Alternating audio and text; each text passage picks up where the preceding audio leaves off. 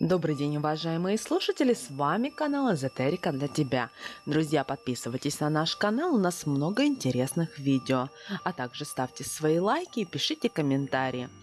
Ну а сегодня мы с вами поговорим об очень щепетильной теме, о подкладах. Итак, как найти подклад в доме и избавляемся от порчи.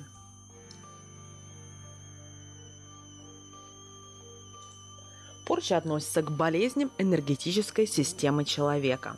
Этот недуг может полностью изменить вашу жизнь в худшую сторону. Чаще всего порчу наводят через подклад, который не так просто и обнаружить. Если вы знаете, где искать подклад в доме, то вам практически не о чем беспокоиться, за исключением своего окружения. А вот если вы сталкиваетесь с порчей в виде подклада впервые, то тут могут начаться самые настоящие проблемы. Заметить и предотвратить негативное, порой даже смертельное, влияние извне удается далеко не каждому. Все дело в том, что такие подарки преднамеренно прячут в определенных местах, скрытых от ваших глаз. Конечно, никто не защищен от психологической атаки и зла со стороны людей, но все мы в силах обезопасить свою жизнь. Итак, как понять, если в доме подклад? Все начинается внутри вас. Признаки насланной порчи стремительно въедаются в вашу жизнь, изменяя мысли, характер и манеру поведения.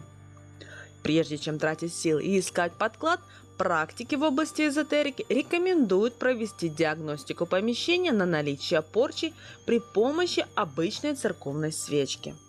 Если вы заметили резкое ухудшение от самочувствия, вас начали одолевать навязчивые мысли о жизни, то и дело врываются неприятности, все это и многое другое может сигнализировать о том, что на вас наслали проклятие. Не медлите, а отправляйтесь в церковную лавку. Данная методика очень проста, но для ее проведения нужна полная концентрация. В доме должны быть только вы, поэтому попросите всех посторонних и любопытных покинуть квартиру на несколько минут. Свеча обязательно должна быть новой, зажгите ее и дайте ей прогореть хотя бы с минуту. Обратите внимание на то, как горит свеча. Если она сильно трещит и дымится, еще до диагностики дома ее следует заменить.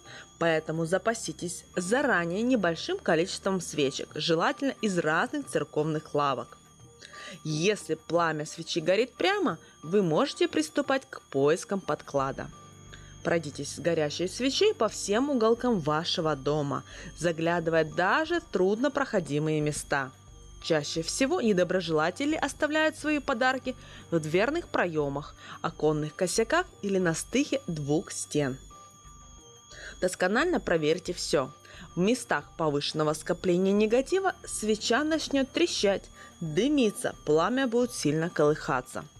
Густой черный дым укажет вам, где именно спрятан подклад.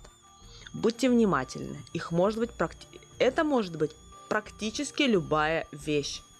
Опасную находку нельзя брать в руки, разглядывать и уж тем более оставлять в доме.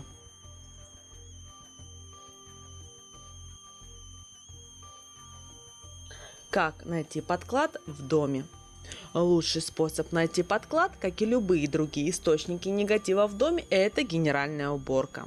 Известно, что бардак приводит к застою на энергетическом уровне, что может притянуть неприятности, сравнимые с той же порчей.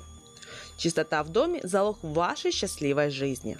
К тому же от добросовестных хозяев вряд ли можно надежно спрятать подклад, ведь он будет сразу же обнаружен и утилизирован. Самое излюбленное место колдунов и ведьм, куда они подкидывают порчу, это дверной косяк вашей входной двери. Чтобы попасть в дом и оставить там опасную находку, нужно быть другом семьи или хотя бы давним знакомым. Посторонних людей дальше порога не пускают. И как показывает опыт, те, кто преднамеренно желает зла, чаще всего остаются в тени. Но есть и исключения из правил. Пристально изучите дверной проем, дверь и все вокруг нее. Здесь чаще всего можно обнаружить иглы, булавки или мешочки. Не забудьте посмотреть и под дверным ковриком. Туда обычно подкладывают какой-нибудь плоский предмет, который невозможно сразу заметить. Будьте внимательны. Порой можно наткнуться на могильную землю возле порога. Это говорит о том, что кто-то ярко желает вам не только зла, но и смерти. Зайдите в квартиру и осмотрите все дверные проемы, уже непосредственно в доме. Ведь нельзя быть до конца уверенным, что подклад вам не оставил кто-нибудь из близких друзей или родственников. Прощупайте стены, в них обычно вкалывают иголки. Будьте осторожны, не забывайте, что чужеродные предметы нельзя трогать руками. Пройдитесь по плинтусам, в новых квартирах они снимаются в одно касание, а значит возрастают шансы, что подклад лежит именно там. Опасные зоны в вашем доме – это ванная и туалет. В этих комнатах каждый человек может уединиться на долгое время. Там нужно все детально проверить, не опуская ни одну мелочь из виду.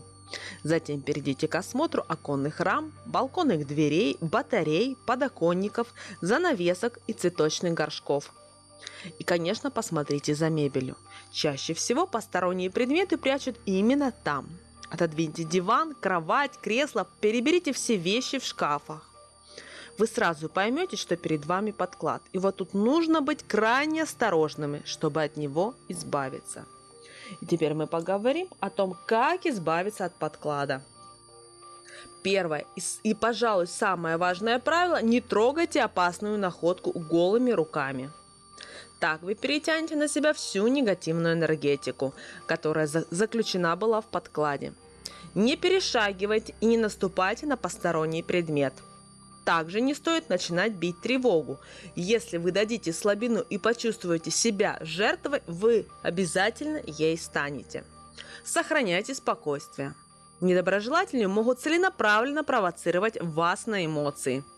Помните, что большая часть из них – это энергетические вампиры, которые питаются вашими страхами.